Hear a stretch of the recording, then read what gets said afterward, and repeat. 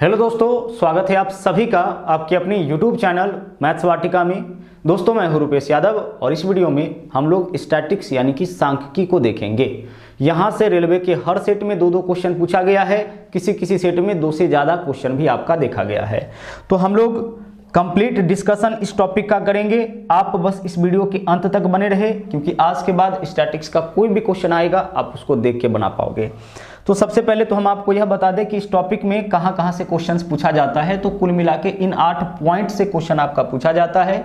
इन सब को हम लोग बारी बारी से देखेंगे, जिसमें से सबसे पहले हम लोग देखते हैं माध्य। माध्य जो है, इसको हम लोग कॉमर्शियल मैथमेटिक्स में एवरेज के नाम से पढ़ चुके हैं। जो आपका एवरेज होता है, औसत होता है, वही आपका माध्य होता है। तो जिस फॉर्मूला की मदद से आप औसत निकालते हैं, उसी फॉर्मूला की मदद से हम लोग माध्य निकालेंगे। तो माध्य बराबर हो जाएगा आपका आंकड़ों का योग बट्टा आंकड़ों की संख्या। आंकड़ों के योग में अगर आप आंकड़ों की संख्या से भाग करते हैं तो आपका माध्य निकल जाएगा। जैसे 2 संख्या का माध्य निकालना होगा तो दोनों को जोड़ के 2 से भाग, 3 संख्या का माध्य निकालना होगा तो तीनों को जोड़ के 3 से भाग, अगर 10 संख्या का माध्य निकालना होगा तो 10 संख्या को जोड़ के और उसमें भाग करेंगे 10 से। तो सबसे पहले आपने क्या देखा, माध्य। और माध्य निकालने के लिए फॉर्मूला क्या यूज करेंगे हम लोग, तो माध्य बराबर हो जाएगा आपका आंकड़ों का योग बट्टा आंकड़ों की संख्या। आंकड़ों का योग बट्टा आंकड़ों की संख्या, यानी इसको हम लोग बोलते हैं सम ऑफ डाटा बटा नंबर ऑफ डाटा। अगर अंग्रेजी में बोले तो सम ऑफ डाटा बटा नंबर ऑफ डाटा। आंकड़ों के योग में अगर आप आंकड़ों की संख्या से भाग करते हैं तो इससे आपका क्या निकल जाता है, माध्य निकल जाता है। जैसे देखिए, पहला क्वेश्चन आपके सामने है। हालांकि और भी कई क्वेश्चन हम लोग करेंगे, लेकिन सबसे पहले हम लोग माध्य को यहाँ पे इस क्वेश्चन के माध्यम से समझ लेते हैं। हमें बताना है संख्या 4, 1, 1, 6, 2 और 7 का माध्य क्या होगा। कुल मिला के 2, 4, 5, 6 संख्या दिया गया है और इन सभी संख्याओं का हमें बताना है माध्य। तो माध्य का क्या फॉर्मूला आपने देखा, आंकड़ों का योग बट्टा आंकड़ों की संख्या। तो आंकड़ों को जोड़िए, 4 और 1 5 और 1 6 और 6 12, 2 14 और 7 21। आंकड़ों का योग कितना हो गया, 21 बट्टा आंकड़ों का संख्या कितना, 1 2 3 4 5 6। तो 21 बट्टा 6 हम करेंगे, हमें माध्य प्राप्त हो जाएगा।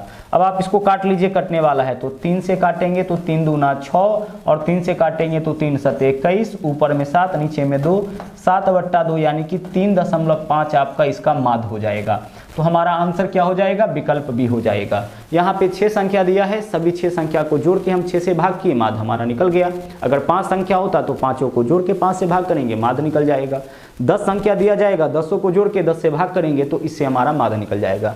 तो यहाँ पे हम एक एग्जाम्पल देखे हैं बस माध्य का। इसके अलावा भी माध्य का और कई क्वेश्चन हम लोग आगे करेंगे। बस अभी हम लोग माध्य को समझे हैं कि माध्य क्या होता है।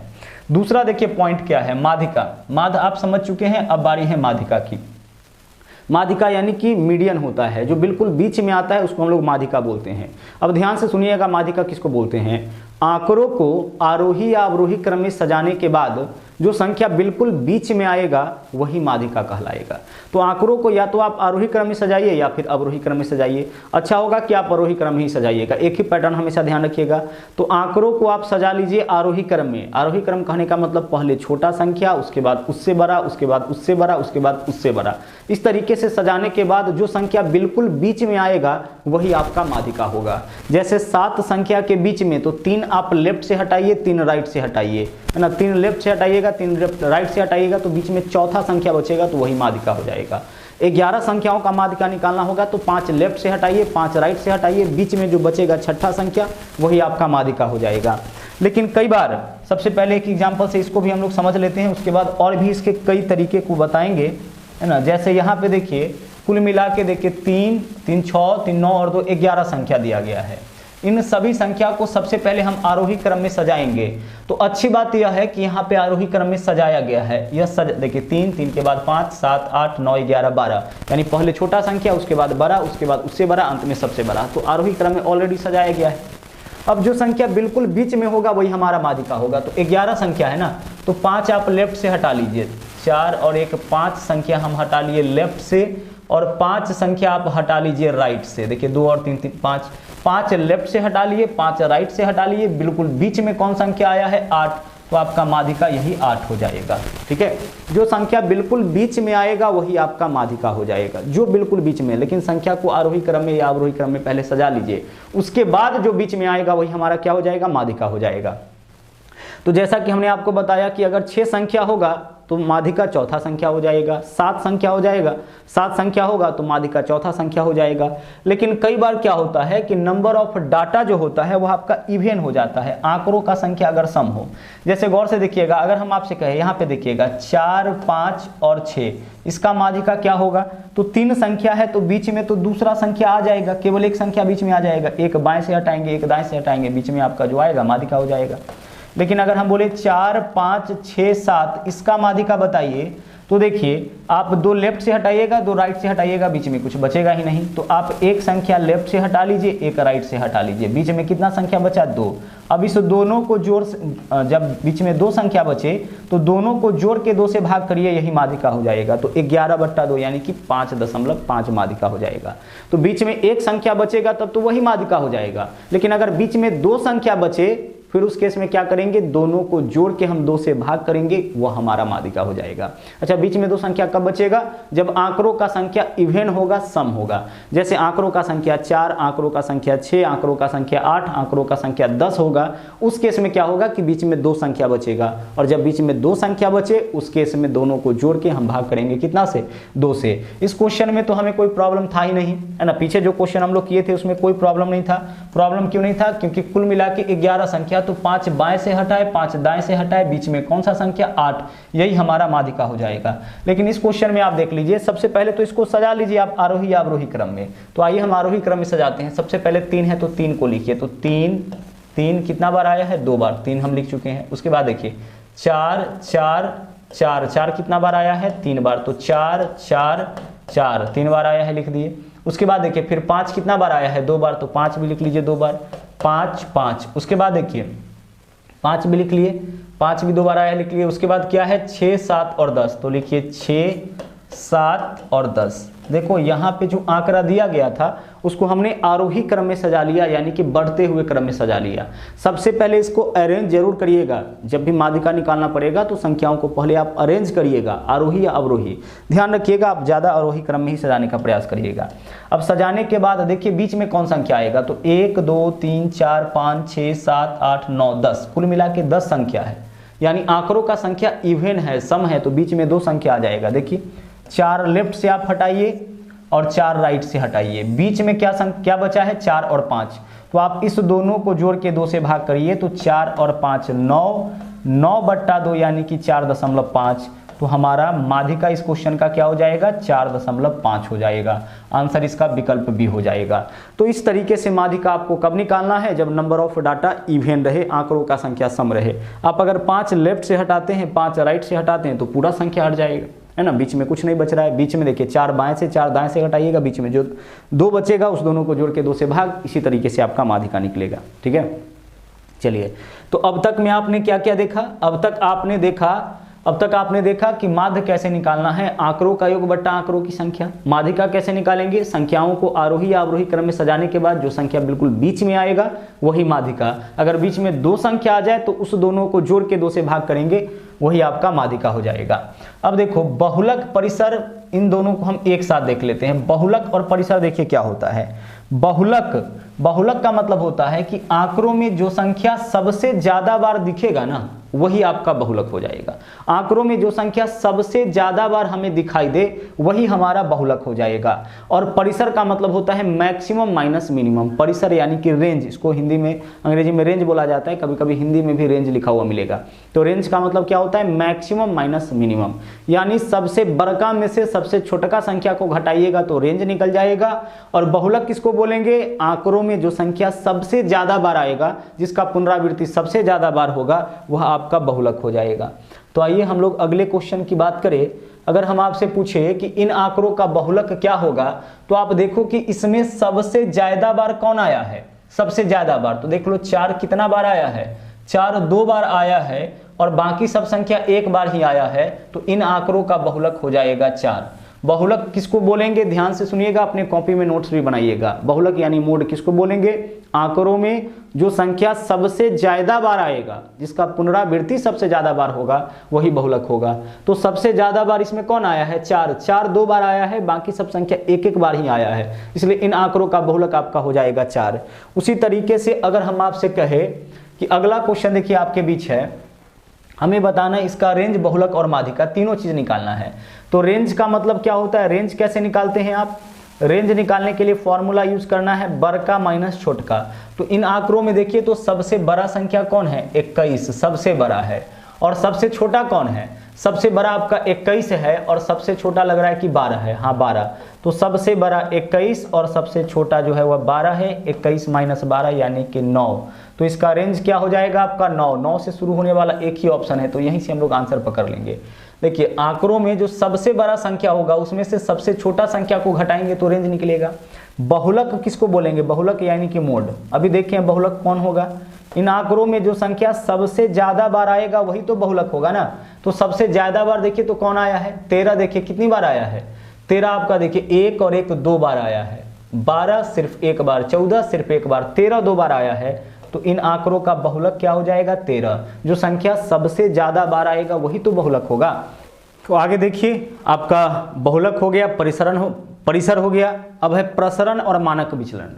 प्रसरण और मानक विचलन, सबसे पहले देखिए सीधे आंकड़ा दिया जाएगा उसका भी प्रसरण निकालना हम लोग सीखेंगे, लेकिन पहले हम लोग देखते हैं कि अगर मानक विचलन दिया जाए तो प्रसरण कैसे निकालेंगे और प्रसरण दिया जाएगा तो मानक विचलन कैसे निकालेंगे। इस दोनों में एक संबंध होता है, वह संबंध क्या होता है, संबंध होता है मानक विचलन बराबर, देखिएगा यही संबंध होता है, मानक विचलन बराबर रूट अंडर प्रसरण होता है। मानक विचलन बराबर क्या होता है, रूट अंडर प्रसरण होता है। और जब भी मानक विचलन आप निकालिएगा तो इसका वैल्यू हमेशा पॉजिटिव होता है, इसलिए मॉड लगा दीजिए। मॉड हम इसलिए लगाए हैं तो ताकि जब भी आप रूट करिएगा तो रूट करने के बाद वैल्यू प्लस माइनस में आता है, लेकिन अगर आप मॉड लगा देते हैं तो उसका वैल्यू केवल प्लस में आता है। तो मानक विचलन हमेशा पॉजिटिव होगा। कैसे निकालेंगे, सिर्फ प्रसरण का अगर हम वर्गमूल कर लेते हैं तो मानक विचलन निकल जाएगा, और इसी से रूट अगर हटाएंगे तो इसका स्क्वायर हो जाएगा। तो प्रसरण कैसे निकलेगा, तो अगर प्रसरण निकालना होगा ना तो हम क्या करेंगे, हम मानक विचलन का बस स्क्वायर कर देंगे। तो यहाँ से सिंपल क्वेश्चन आपका पूछा जाता है कि मानक विचलन देके और अगर आपसे प्रसरण पूछे, बड़ा देख लो दोनों में कौन होगा, बड़ा कौन होगा, प्रसरण होगा। तो मानक विचलन देख के प्रसरण पूछे तो मानक विचलन का अगर हम स्क्वायर करेंगे तो प्रसरण निकल जाएगा, और प्रसरण का अगर हम वर्गमूल करेंगे तो मानक विचलन निकल जाएगा। देखिए वैसे भी रूट है, इधर आएगा तो स्क्वायर हो जाएगा। तो इन दो फॉर्मूला को आप ध्यान में रखोगे, दोनों में से कोई एक फॉर्मूला भी ध्यान में रखोगे तो आपका आंसर आ जाएगा।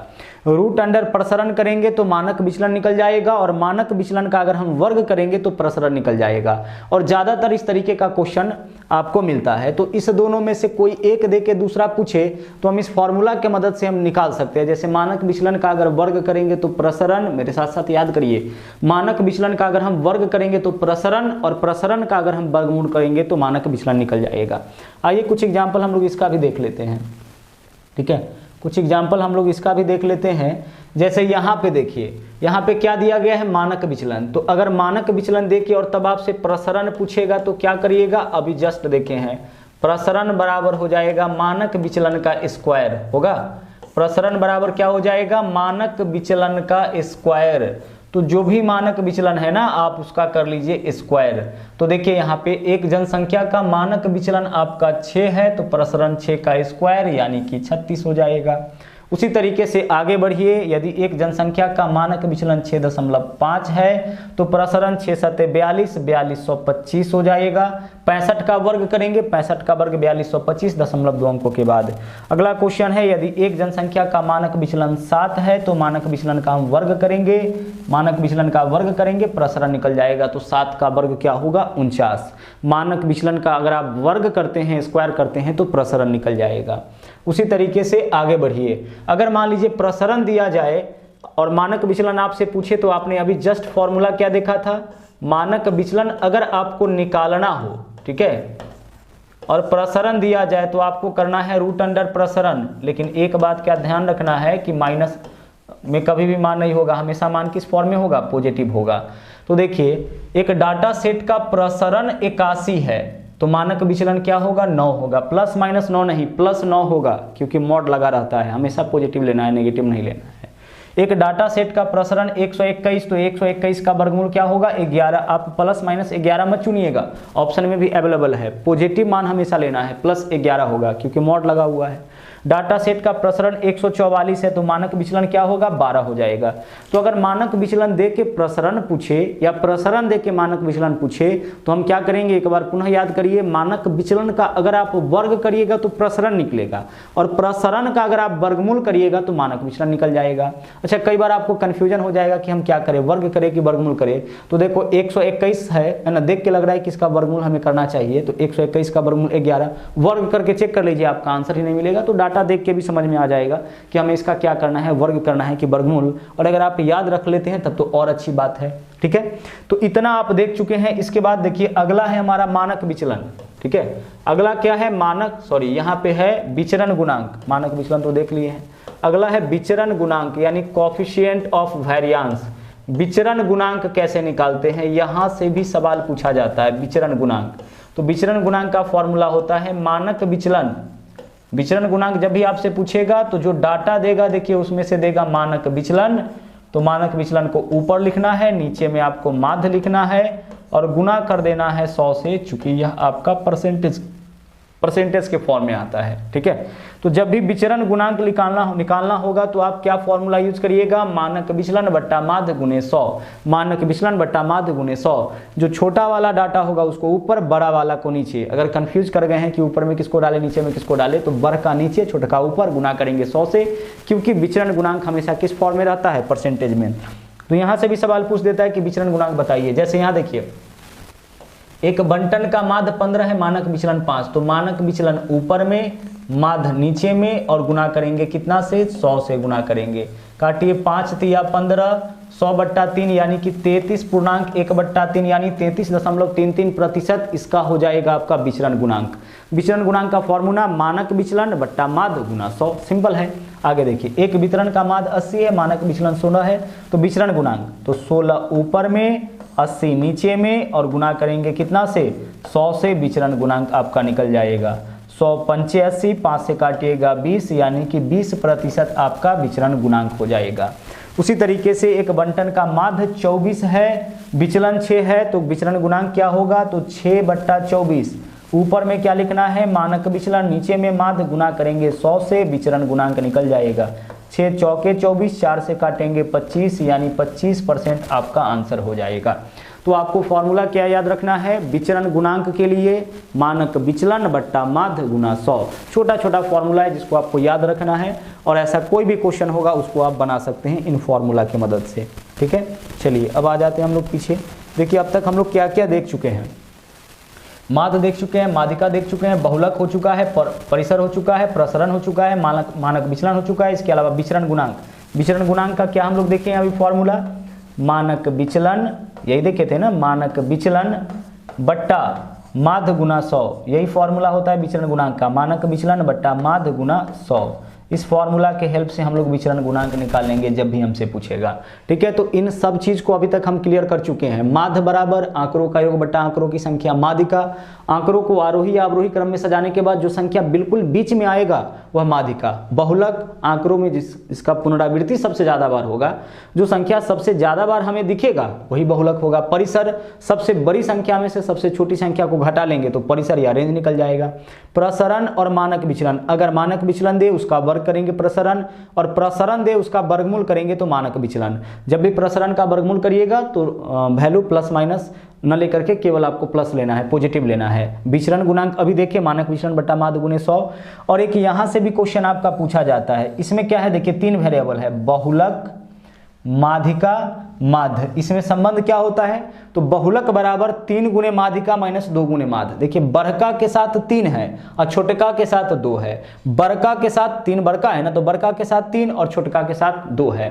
तो बहुलक, माध्य और माध्यिका में एक संबंध होता है कि बहुलक बराबर 3 गुने माध्यिका माइनस 2 गुने माध्य। अब इसका लाभ क्या मिलेगा, तो कोई 2 अगर देगा ना, मान लीजिए माध्यिका दे दिया, माध्य दे दिया, तो आप बहुलक निकाल सकते हैं। अगर बहुलक दे दिया, माध्यिका दे दिया, तो आप माध्य निकाल सकते हैं। 3 वेरिएबल में संबंध है तो कोई 2 दे के आपसे तीसरा पूछ दे, जैसे क्वेश्चन में कभी कभी दे देगा कि माध्यिका 5 है ना, माध्य 2 है तो बहुलक बताइए। तो माध्यिका की जगह 5 रखेंगे, माध्य की जगह 2 रखेंगे, 5 दिया 15, 2 दूना 4, 15 में से 4 माइनस करेंगे 11, बहुलक हमारा निकल जाएगा 11।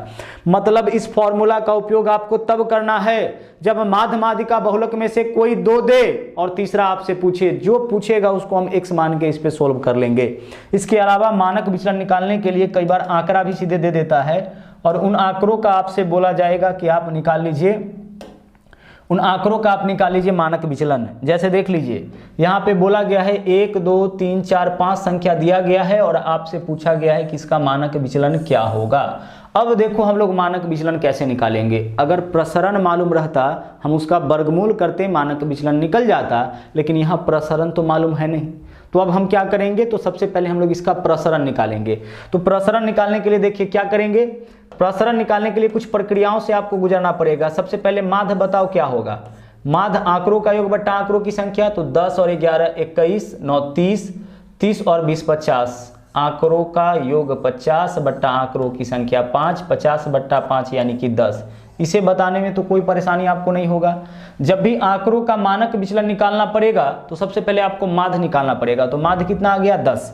अब आप देखते रहिएगा, अब देखते रहिएगा कि आगे हम क्या करते हैं। अगले स्टेज पे आपका नजर होना चाहिए। प्रसरण हम लोग निकालेंगे और प्रसरण के लिए देखिए क्या मेथड हम यूज करेंगे, क्या शॉर्ट ट्रिक यूज करेंगे, ध्यान से देखिएगा। प्रसरण का तरीका यह होगा कि इस माध्य में से प्रत्येक संख्या को बारी बारी से घटा के उसका वर्ग करिए। तो 10 में से 10 घटाइए 0, 0 का आप कर लीजिए वर्ग। तो 0 का वर्ग क्या हो जाएगा आपका 0, 0 तो 0 का वर्ग क्या होगा 0, तो केवल हम 0 लिखते हैं। प्लस 10 में से फिर 11 माइनस करिए -1, -1 का वर्ग करिए 1। 10 में से 11 माइनस करिएगा -1 और इसका वर्ग करेंगे तो नेगेटिव संख्या का भी वर्ग करेंगे तो पॉजिटिव हो जाएगा, इसलिए सीधे अंतर जो भी है उसका वर्ग। 10 में से 9 माइनस करिए फिर 1, 1 का वर्ग 1 हो जाएगा। फिर आगे देखिए 10 में से 11 माइनस करिए -1 का वर्ग 1 होगा। 10 में से 9 माइनस करेंगे 1, 1 का वर्ग 1 होगा। ऊपर देखिए हमने क्या किया, माध्य निकाला और माध्य में से बारी बारी से प्रत्येक संख्या को घटाए और उसके वर्गों को जोड़े। तो 10 में से 10 घटाए 0, 0 का वर्ग 0, प्लस 10 में से 11 माइनस करेंगे -1, -1 का वर्ग 1। फिर 10 में से 9 माइनस करेंगे 1, 1 का वर्ग 1। 10 में से 11 माइनस करेंगे -1, -1 का वर्ग 1। 10 में से 9 माइनस करेंगे 1, 1 का वर्ग 1। यानी माध्य में से बारी बारी से प्रत्येक संख्या को घटाना है और उसका वर्ग करके जोड़ लेना है। अब आपने यहाँ पे कितने संख्या को जोड़ा है, 1 2 3 4 5, आंकड़ों का संख्या 5 है तो 5 से फिर से भाग करिए, प्रसरण आपका निकल जाएगा। तो 1 2 3 4, 4 बट्टा 5 यह क्या आ गया आपका प्रसरण आ गया। और प्रसरण एक बार निकल गया तो फिर मानक विचलन कैसे निकलता है। प्रसरण अगर मालूम हो तो मानक विचलन के लिए तो फॉर्मूला आपने देखा है ना, मानक विचलन बराबर क्या देखा था, रूट अंडर प्रसरण। यही तो होता है ना, रूट अंडर प्रसरण होता है। और प्रसरण का जब वर्गमूल करिएगा तो मॉड जरूर लगाइएगा। तो आप लिखिए रूट अंडर 4 बट्टा 5, मॉड है तो मॉड रहेगा। 4 का वर्गमूल आपका 2 हो जाएगा, 5 का वर्गमूल नहीं निकलेगा तो 2 बट्टा रूट 5, दोनों का रूट करना है तो 4 का वर्गमूल 2 और 5 का वर्गमूल नहीं निकलेगा तो 2 बट्टा रूट 5, यानी आंसर विकल्प बी हो जाएगा। तो सीधे अगर आंकड़ा दिया जाए और उन आंकड़ों का आपसे मानक विचलन पूछा जाए तो सबसे पहले हम लोग माध्य निकालेंगे, माध्य निकालने के बाद प्रसरण हम लोग ऐसे निकालेंगे और प्रसरण आपका अगर निकल गया तो प्रसरण का वर्गमूल करके तो आपका मानक विचलन निकल ही जाना है, क्योंकि रूट अंडर प्रसरण बराबर मानक विचलन होता है। अगला क्वेश्चन देखिए, यहाँ पे भी हमें वही काम करना है, हमें इस समुच्चय का मानक विचलन निकालना है। तो सबसे पहले हम क्या निकालेंगे, सबसे पहले हम निकालेंगे माध्य। माध्य बराबर क्या होगा, आंकड़ों का योग बट्टा आंकड़ों की संख्या। तो जोड़िए, देखिए 10 20, देख लीजिए 10 कितना, 10 20 30 40 50 है ना, 10 5 बार आया है आपका तो 50 तो यह हो गया, ठीक है 50 तो यह हो गया। इसके अलावा 11 और 9 20 और 11 और 9 20, ठीक है 20 और 20 40, कुल मिला के देखो तो कितना हो गया, 10 20 30 40 50 तो यह हो गया। 50 और 40 कितना, 90, 1 2 3 4 5 6 7 8 9, 90 आंकड़ों का योग हो गया 90 और आंकड़ों का संख्या 9, तो 90 बट्टा 9 इज इक्वल टू कितना हो जाएगा, 10 हो जाएगा। 90 बट्टा 9 इज इक्वल टू कितना हो जाएगा, 10 हो जाएगा। देख लीजिए आंकड़ों का योग बट्टा आंकड़ों की संख्या, जोड़िए ना, 20 और 9 29 और 10 39 और 10 49 और 11 60 70 70 और 20 90, 90 बट्टा 3 3 6 3 9 संख्या, 90 बट्टा 9 यानी कि 10, तो आंकड़ों का माध्य हो गया 10। अब देखिए माध्य निकाल चुके हैं, अब हम क्या निकालेंगे, इसका प्रसरण। तो प्रसरण कैसे निकालेंगे, देखो प्रसरण बराबर क्या होगा, 10 में से बारी बारी से सभी संख्या को घटाएंगे और उसका स्क्वायर करेंगे। तो 10 में से 10 घटाइए क्या होगा 0, और 0 का वर्ग कितना हो जाएगा, 0 का वर्ग हो जाएगा 0। और 0 कितनी बार आएगा देखो तो 1 2 3 4 5, 5 बार 0 आएगा। इन सब में तो 0 आएगा ना, तो 0 इस सब को हटा दीजिए। 0 कितनी बार आएगा 5 बार। अरे आप 10 में से 10 घटाइएगा 0, प्लस फिर 10 में से 10 घटाइएगा 0 आएगा। तो 0 5 बार आएगा, तो 0 को आप छोड़ दीजिए, आगे बढ़िए। फिर आप 10 में से 9 माइनस करिए 1, तो 10 में से 9 माइनस करेंगे 1, तो 1 कितनी बार आ जाएगा, 2 बार आ जाएगा, क्योंकि 9 2 बार है, 9 यहाँ भी है 9 यहाँ भी है, तो 2 बार आ जाएगा। प्लस आगे देखिए 10 में से 11 माइनस करिए -1, -1 का वर्ग 1, 1 कितना बार आ जाएगा, पुनः 2 बार आ जाएगा, तो 1 2 बार हम लिख दिए। बात समझ पा रहे हैं। हम इसमें से क्या करेंगे, हम लोग बारी बारी से सभी संख्या को घटाएंगे और उसका वर्ग करेंगे। तो 10 में से 10 माइनस करेंगे 0, तो 0 कितनी बार मिलेगा, यहाँ भी यहाँ भी यहाँ भी यहाँ भी यहाँ भी 0 5 बार मिलेगा, तो 0 गुने 5 यानी कि 0 हो गया। प्लस 10 में से 9 माइनस करेंगे 1, तो इसके लिए भी 1 होगा, इसके लिए भी 1 होगा, तो 1 + 1 2 बार आ जाएगा। फिर 10 - 11 -1 का वर्ग 1, तो 1 कितना बार आएगा, 2 बार 11 है, तो 2 बार 1 आ जाएगा। बट्टा में 9 संख्या है ना कुल मिला के, तो बट्टा में क्या जाएगा 9। तो हम लोग 0 5 के बदले में 0 लिख लिए हैं, 5 बार 0 0 0 आता है, उसके बदले में एक जगह लिख लिए हैं। लेकिन संख्या तो 9 है, तो 9 से भाग 1 2 3 4, 4/9। प्रसरण कितना हो गया 4/9, और प्रसरण अगर आपका 4/9 हो गया तो इसका मानक विचलन 2/3 तो हो जाएगा ना। प्रसरण का अगर आप वर्गमूल कर लेते हैं तो मानक विचलन आपका निकल जाएगा। जो प्रसरण आपका दिया गया है उसका अगर आप वर्गमूल कर लेते हैं तो आपका मानक विचलन निकल जाएगा। तो इस तरीके से आप मानक विचलन निकालिएगा अगर सीधे आंकड़ा आपको दिया जाए।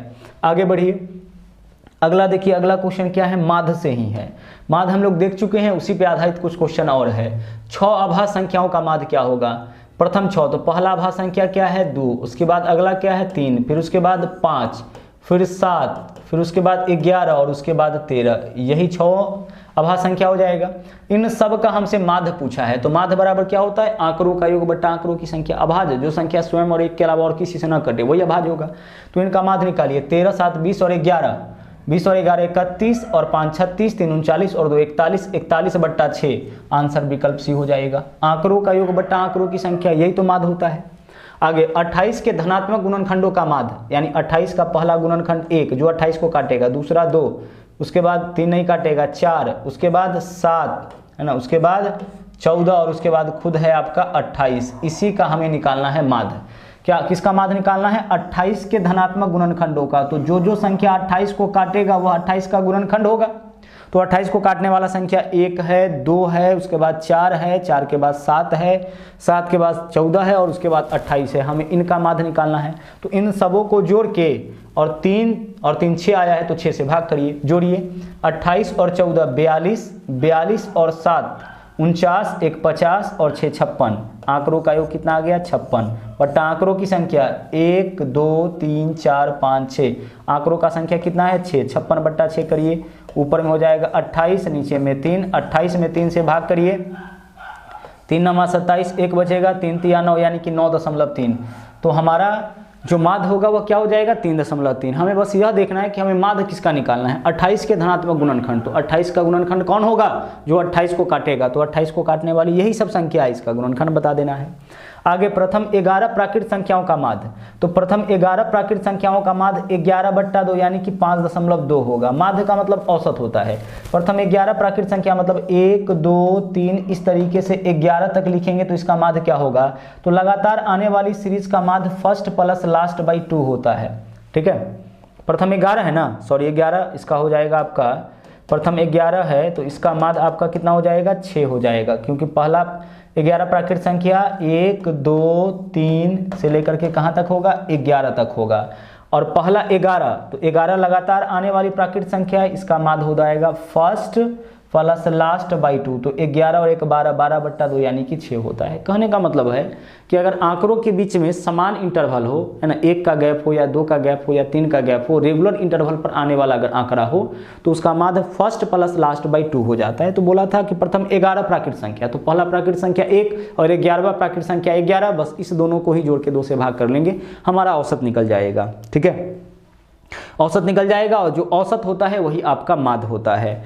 तो कुल मिला के इतने पॉइंट्स पे आधारित आपका क्वेश्चंस माध्य टॉपिक के अंदर यानी स्टैटिक्स टॉपिक के अंदर पूछा जाएगा। माध्य, माध्यिका, बहुलक, विचलन, परिसर इत्यादि सब कुछ आपने देखा। इसके अलावा कोई भी क्वेश्चंस आपका इस टॉपिक से नहीं बनेगा। तो चलिए इस वीडियो में इतना ही, वापस मुलाकात होगी अगले वीडियो में फिर से एक नए ट्रिक के साथ, एक नए कॉन्सेप्ट के साथ। और हाँ, यदि आप हमारे चैनल पर नए हैं तो इस चैनल को सब्सक्राइब जरूर करें। इसके अलावा जो नोटिफिकेशन बेल आइकन है उसको भी आप दबा लें ताकि जैसे ही हम वीडियो अपलोड करें उसका नोटिफिकेशन आपको मिलता रहे। इसके अलावा लाइक और शेयर भी करते रहे। तो चलिए मिलते हैं वापस एक नए कॉन्सेप्ट के साथ, एक नए ट्रिक के साथ अगले वीडियो में। थैंक यू, जय हिंद।